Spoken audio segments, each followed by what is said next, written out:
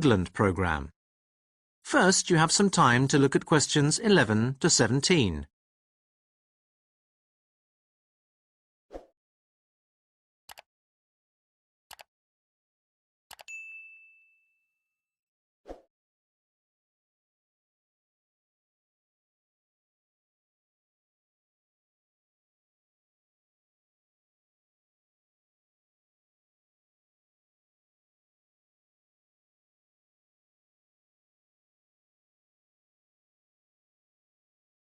Good morning, and welcome to the Moorland Countryside and Woodland Program. I'd like to give you some information about the program and the short courses we run for people on woodland awareness. We're actually a program run by volunteers, and we were set up 15 years ago to educate people of all ages and backgrounds about the wonders of our woodlands and hence nature itself. And for the past 5 years, we've been taking groups of youngsters in their teens on educational trips on Fridays, Saturdays, and Sundays. From schools mainly from around the area, but some have come from much further afield. At first, some youngsters are not very impressed by the setting, because we discourage them from using any electronic devices, especially smartphones, so they can engage more with the surroundings. This throws them quite a bit. But almost without exception, by the end of the 3 days they're here, the young people don't want to leave and want to come back again. In fact, 2 of the workers here came with student groups 5 years ago. And when they left school, they came straight to work for us. The program is completely self-sufficient, due in part to the sales from the plant nursery and also to donations. But the bulk of our income's now from running the educational and awareness courses. This is a basic map of our center. We're here at the entrance, and you can see the cabins running along the east side of the path as you go north.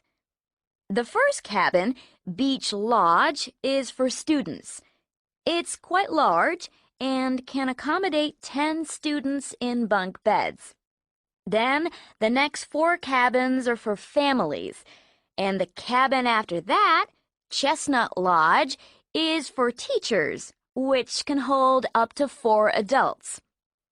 On the west side of the path, directly opposite the family cabins, are the educational facilities. They're quite up to date with all the latest wizardry.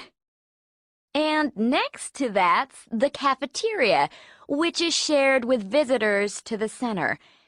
Just beside the cafeteria is a family area with climbing frames for children.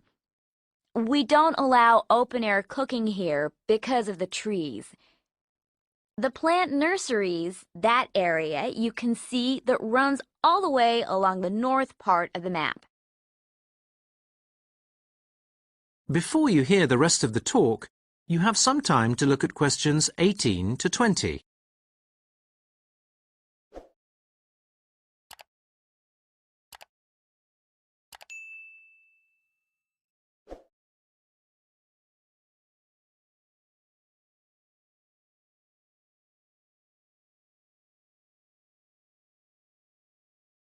If you go over here, between the family area and the nursery, the path leads to the woodland itself.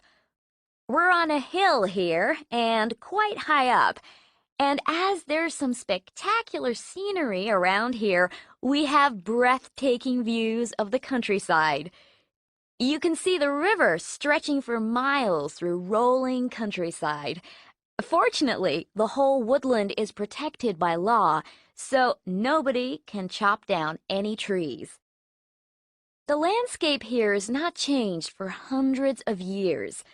Some of the trees have been growing here rather a long time, and the aim of the scheme and the volunteers is to keep it that way. We advise people to stick to the paths, because it's very easy to get lost. As you walk through the woodland, you'll see workers removing dead wood and trees.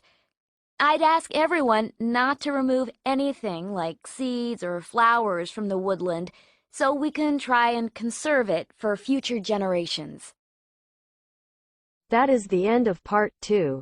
You now have half a minute to check your answers.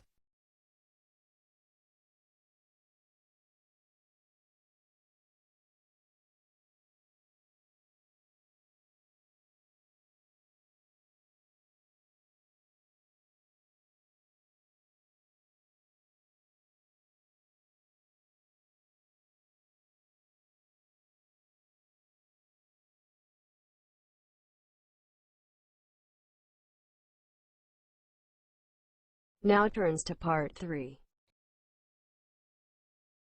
Part 3. You will hear two students talking about a research project they have to do together.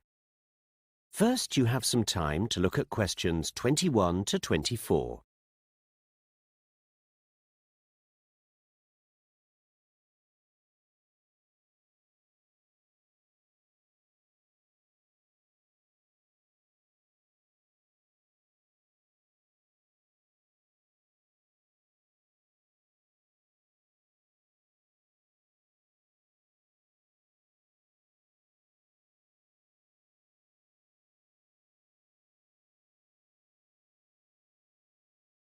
Hi, Mark. Kirsty, hi. So, we've got this research project to organise. I really like the idea of doing it on the Allotment Gardens opposite the college. Brilliant idea of yours. Oh, not really. I walk past there every day and see people working on little plots of land, growing their own food, and I thought it'd be interesting to find out more about it. Great. So, we'd better decide who's doing what in terms of gathering some background data. Right. I thought we ought to do two things. Do some background reading, then actually go and interview some of the people involved. Sure. I guess we could start by looking into why the allotment gardens are there, whose idea it was, when they were established, etc., looking at historical records. Well, I've already discovered that it was a national programme in the 1920s, so our local one would have been a part of that. I guess we could look at local records to see why this particular site was chosen. OK, I'll do that then. I guess it was wasteland or something. There's quite interesting geology and soils round here, actually. Oh, I don't think we need to go into all that. Oh, OK. But what you could do is find out what the terms and conditions are for the gardeners. Do they pay rent? Do they have a contract, etc.? Well, I think you can ask them that. We don't need to research it ourselves. Yes, you're right. But I did read a newspaper report that said the site was under threat of development. You know, somebody wants to build housing there. Really? Now that is interesting. I could look to see whether anyone's applied for permission to the local council's planning office. Exactly. OK, great.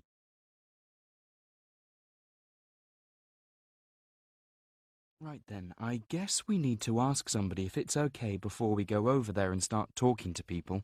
Yes. The land belongs to the city council and somebody there manages it. I'll give them a call. Great. He should be able to give you a plan of the site too. Yes, and maybe some indication of who amongst the gardeners it might be best to approach, like who's been there the longest or whatever. Yeah, OK. It might be good to have an introduction rather than just approaching them out of the blue, actually. I agree. Then I thought I ought to check out any other research there's been on the subject. Yes, that's true. We don't want to do stuff that's already been done. Before you hear the rest of the conversation, you have some time to look at questions 25 to 30.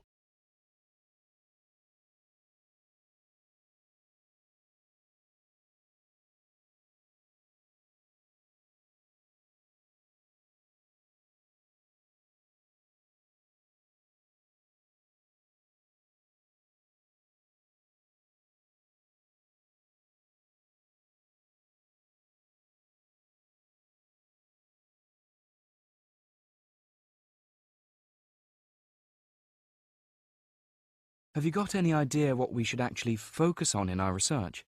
Well, I think it's a choice between a survey about use, how many people use the land, how often they go, how productive it is, or something more attitudinal, like what motivates people to do it, what they get out of it, what difference it makes to their lives. Yes, I like that. Let's go with that. But what about issues, disputes between the gardeners, difficulties they have with the management, things like that? Well, I don't think we can make that our aim. There may not be any problems. Yes, you're right.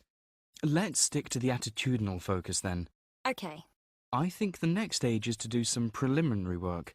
Find out if we can get permission, see if anyone will talk to us, whether there are any specific issues we could focus on. Well, shouldn't we consult our tutor before doing all that? Get the go-ahead for the topic in principle? Well, she said specifically not to do that. To go to her once we had a definite proposal, with the details in place. Okay, let's do that then. I think that's going to be the hardest part. What, writing the proposal? No, finding what level of detail to go into. We could interview lots of people and try and find their overall views, or just pick a few and really do in-depth interviews with lots of questions. I think you're right. But I think once we start, we'll see what's going to work best with this particular context. Okay. Actually, there is one issue we could look into. Really? Yes, there's a particularly invasive wild plant species that grows around here. The college gardener said it's really hard to get rid of, and it makes growing other stuff difficult. I'm sure the gardeners on the allotments must have a problem with it. It's called creeping buttercup. Okay. What does it look like? Well, there are two types actually. Bulbous buttercup, which is not a problem, and creeping buttercup, which is. To tell the two apart, you have to look at the flowers. They are identical with yellow petals, but the creeping buttercup doesn't have little leaves which point downwards just under the flower. They're called sepals, whilst the bulbous buttercup does. Okay. And then it has polygonal-shaped leaves, rather than triangular-shaped leaves. So, if the leaf is divided into 5 sections, rather than 3, then it's the creeping buttercup. Right. Both plants have a long stem, which grows out of a bulb, which is below ground. But only the creeping buttercup sends out new stems from the base, which creep along the ground. And these are called stolons. It's these things which make the plants such a problem. Interesting. That is the end of part 3. You now have half a minute to check your answers.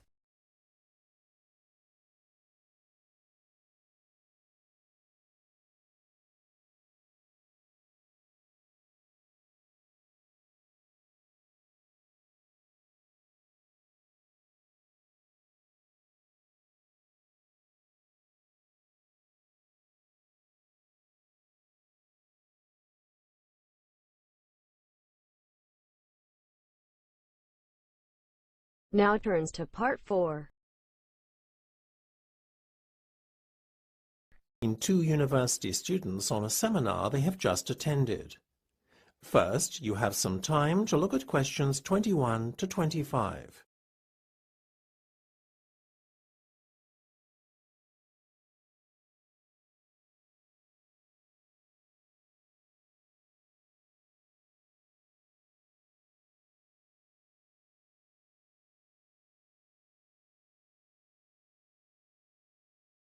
Isn't it ironic that at a seminar on public speaking and presentation skills, we're left so underwhelmed by the oratory skills of the so-called expert up on stage? Maybe we should lower our expectations a bit, Mike. After all, everyone is susceptible to nerves, especially with an audience as critical as us. Well, you anyway. She's a professional. She's supposed to do this for a living, Alma. I feel totally let down, and I'm asking myself exactly what I'm supposed to have gained as a result of spending this time here. Look, forget about her presentation skills, or lack thereof, for a minute. What about what she had to say? Did you listen to any of that? How could I, when she kept fidgeting and moving about so? I was so distracted by her antics, I couldn't focus on anything else, to be honest with you. I don't know if you can blame her totally for your not absorbing anything that's been said in the last half hour, Mike. You're a pretty awful listener at the best of times. Oh, come on. She should be able to hold my attention for 30 minutes. It's not like the talk lasted 2 hours or something. Mind you, it sure did seem like it. Stop it now. You're being overly critical, and that's just not fair. I took some notes and was actually impressed by some of what was said. I'm definitely going away having learned something and feeling like my time wasn't totally wasted. Emphasis on the not totally bit. Oh, Mike, when will you learn? You know, sometimes we only get out of things what we put in. Did it ever occur to you that had you given this woman a chance, you too might have actually learned something? All right, Alma, go easy. Before you hear the rest of the discussion, you have some time to look at questions 26 to 30.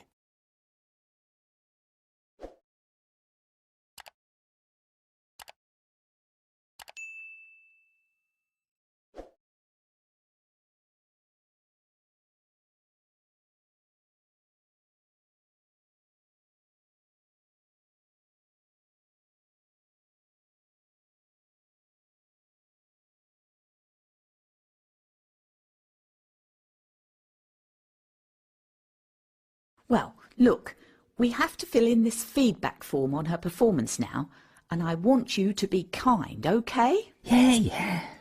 First question, use of equipment. It says, do you think the presenter made adequate use of the equipment at her disposal?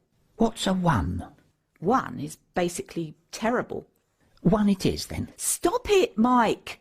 She used the projector screen, had a nice PowerPoint prepared in advance, and had some sound files to liven things up too.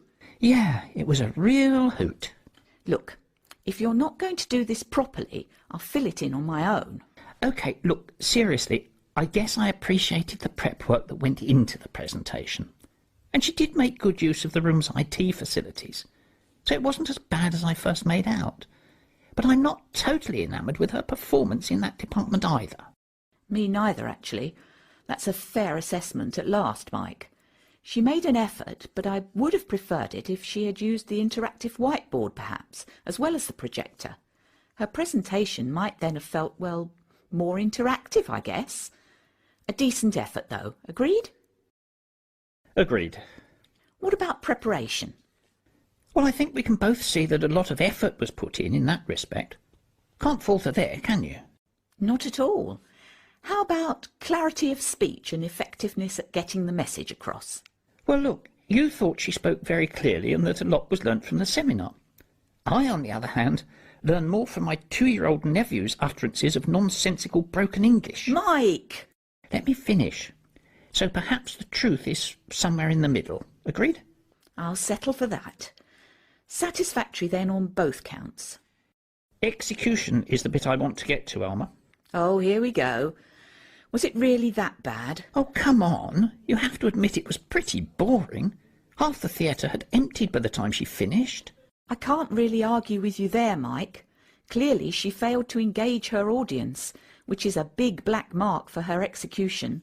For once, Mr. Critical gets his way. Mr. Critical has been very kind to her in his feedback so far, though, wouldn't you say? You're a real saint, Mike. Now, what about the... That is the end of part 3. You now have half a minute to check your answers.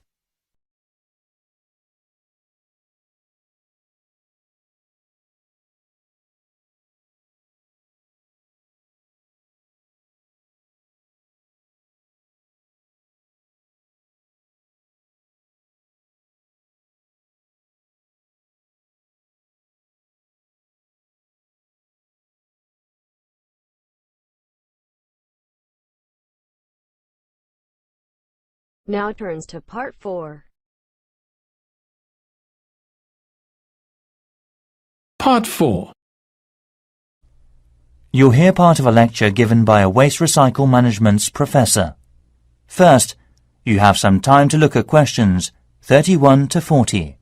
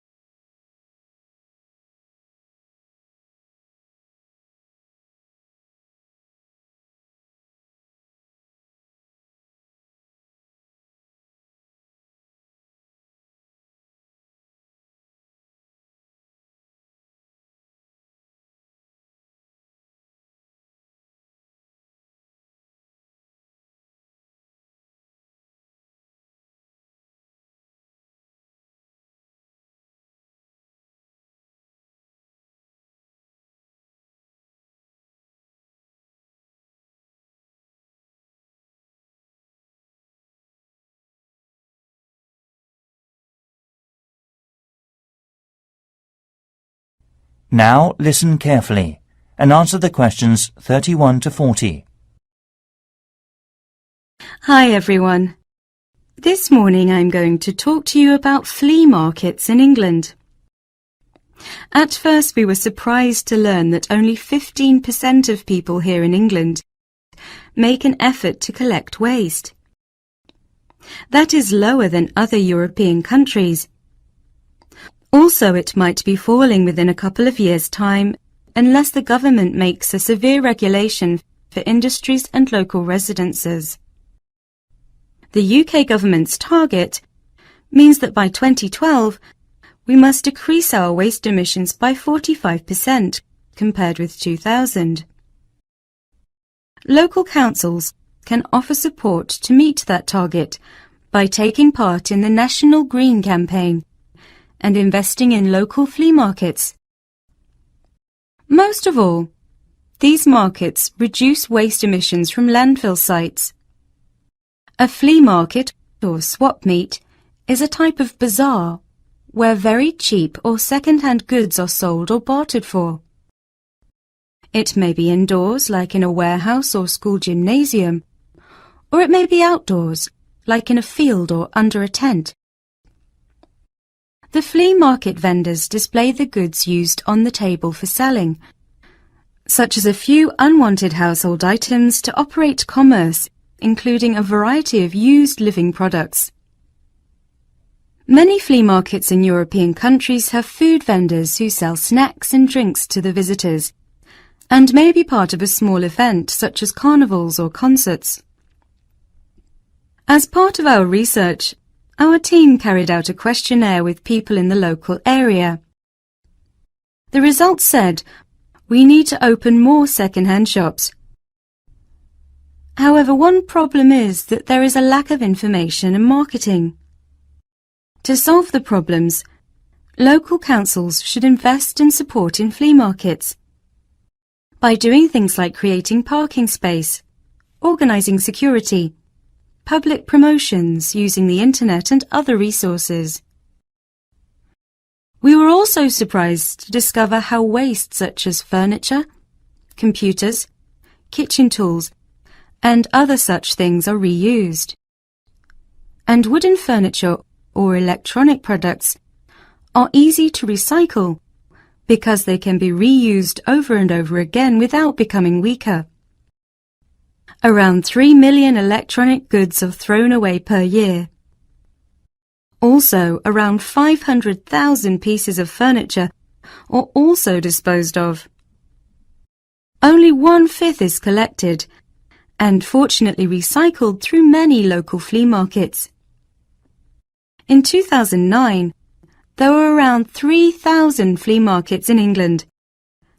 The number is increasing, steadily, so far.